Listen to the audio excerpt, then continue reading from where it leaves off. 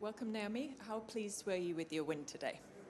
I mean, yeah, definitely really happy. I know that Sarah's a really great opponent, and she's from Italy, so I'm just really glad to be able to do it in 2 sets. Hi. Good, you? Sorry. I just wanted to ask you about your week in St. Malo, and I imagine just what it was like. I imagine it must have been a bit strange, maybe, and you had to find your game a bit, but it looks like it was a really valuable week for you at the end. Yeah, I mean, definitely. I think going there for me is something that I wasn't expecting because I had kind of told everyone I would just play Madrid and Rome, but obviously I lost in the first round of Madrid, and Patrick kind of proposed going there, and I knew I needed matches anyways, so that's kind of how that came about. But yeah, I'm really glad that I did end up going there. It's a really beautiful city, and I've never had a crepe before, but I had a crepe after the final, and it was the best crepe of my life. So. You never had a crepe? No, not a sweet one, but Patrick recommended butter and sugar, and that's what I did, and it was amazing. If you've never had a crepe before, then it was kind of an easy competition for that crepe, right? No. What was the best crepe of your? What was your first crepe? Oh yeah. So it was your first, so best crepe of your life, like. Yeah, you're Right. right. You're right. Okay, just wanted to make sure. But I feel like, because Patrick was also saying that it was an amazing crepe, so Okay. I feel like it was a really good crepe. Okay, fair enough. So are you like that's I don't know 5 matches in a row? Are you feeling like you're a clay court specialist now, or what is your comfort level, and how has it evolved, and how is sort of this clay court season and working with Patrick different in ones before in terms of what he's bringing to you and what you're bringing to this clay court adventure? Yeah, I mean, I would say this clay court season's different because I'm coming into it with a lot more wins. Obviously, I would say I'm a lot more comfortable on clay now, but that's also from my experience of last year too. I think I was really lucky to play some really good matches on clay last year, and I have that in my mind when I'm playing in St. Malo and when I'm playing here. So I think it's just an accumulation of all of those. Hi, Naomi. I can imagine some players, when they drop down from WTA to ATP level for a week, that it's kind of something that they struggle with, like an ego thing. They have to like get over that thing. Was that something that you struggle with? And also, was there anything in terms of like what the tournaments provide off the court that you particularly missed last week on the Challenger Tour that you maybe didn't get that you normally do get? You know what's funny is like I keep getting asked questions like this, but in different ways. But no, I mean, obviously I would have been really disappointed to lose in the first round, or I guess I would think that people would say that if I didn't win the trophy, then like there's a lot of situations that could have occurred, but for me, I just wanted to focus on the tennis, and I wanted to rack up experience on clay, so I didn't really have too much of an ego playing that tournament. And regardless, I've always told people that I'm okay like playing on court 16 if I have to anyways. Like the reason I came back wasn't to play on center courts all the time. It was because I really enjoy the game, and I just want to see like what I can do. What about anything that you might have missed? Oh, sorry. Anything that I might have missed? I don't really miss much, and I'm also not I'm not focused on accommodation or whatever. Like, as long as my team is with me and we're like having fun, then for me that's a great time. In terms of what you said, being aware that people would say X, Y, and Z if you didn't win the trophy, you had that really tough match against Diane Parry in the second round, 4-1 down in the third. Is that a thought that pulled you through to come back and win? And secondly, did you see challenges last year, and did that film run through your head last week? No, I mean, I guess that match definitely, I was really stressed out. And it wasn't necessarily like thinking people were gonna say whatever if I lost. I was just more missing my daughter a lot. And I was thinking like I wonder if the time would have been spent better after Madrid going to see her really quickly as opposed to playing the tournament, which like luckily I was able to snap out of that. But it's kind of funny, like during tennis, sometimes you don't think about tennis at all. And challengers, yeah, I definitely watch that. But I would say I was thinking more about Agassi. Because I remember reading his book, and there was a moment where I don't know if he had to play a challenger, but he was saying he was flipping his own scoreboards, and someone came and yelled like "image is everything" to him, or what, like that section of the book. I would say crossed my mind more.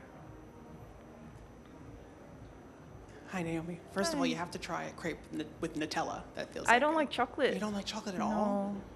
I guess we can't be friends, but that's okay. It's okay. I'm gonna make someone else eat it. I think after Madrid, Naomi, you mentioned, you posted on social media that you really weren't going to let the disappointment get to you, and I'm curious how you came to that conclusion, if it worked, and how that might help you approach wins and losses differently in the future. Yeah, I mean, I would say for me, the only times I feel disappointed when I lose is when I know that I didn't give it my all, or mentally I copped out or something like that. And I knew I did that in Madrid, and that's why I felt very disappointed within myself. So I would say, like, from that moment, I promised myself, like, I was going to give 100% no matter what, because there's no point in playing matches or practicing. It would be a waste of everyone's time. Like, I have so many people that, well, not so many, yeah, there's a lot of people with me, but there's people with me that I value their time, and I know that I want to make the most of it. So, yeah, it's just that, and I'm a very big overthinker, so I try to think of every scenario like 5 different times. Hi. In locker room, there are seed part and the other ones. Do you have a mom's part now in locker room where just you are moms? And after the match, do you have a special speech with the other moms of the tour? I mean, with Azarenka and things like this? Do you speak just about children and other things?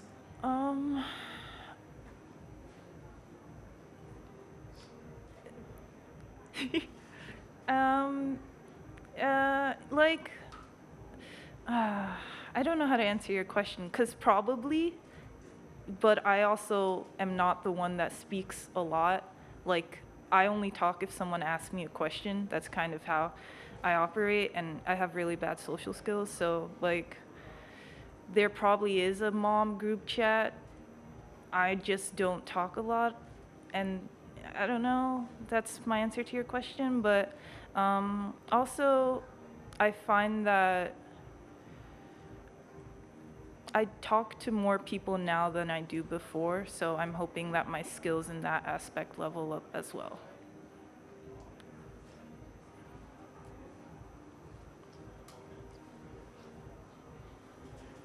This is kind of a similar question to the one before, but yeah, after Madrid, you posted about crashing out. We all crash out sometimes. I'm curious just what, like, in your mind, what's kind of helped you to, you know, when you are overthinking and going through, you know, different scenarios, what has helped you to, like, not do that? And also, yeah, in general, what, you know, I think you said, I wouldn't wish what goes on in my mind on my worst enemy. So yeah, what kind of things were running through your mind?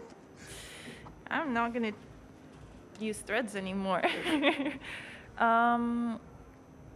Yeah, I mean, I would say, like, for me, I hate inconveniencing people, so I don't really like to talk to people if I have problems. I'd rather just solve it by myself. So in that aspect, like, obviously with Patrick, we talk, but sometimes I don't tell him, like, exactly what I'm thinking. And after Madrid, going into St. Malo, we had a conversation about me telling him exactly how I feel before going into matches. And even today, I told him that I was nervous, obviously, because I want to do well here coming off of the win that I just had. So that definitely helped a lot. And yeah, I think overall just being grateful for life, for I guess being healthy has helped me out a lot. I think as a tennis player, as a tennis person, I care so much about winning that I don't see like the full picture sometimes. So really glad that I got to go to Madrid and enjoy the city, even though I lost in the first round, and I'm happy to be here too. Yeah, just one more question about the clay. You played so well last year in that match against Iga in the French Open, even though it didn't go your way.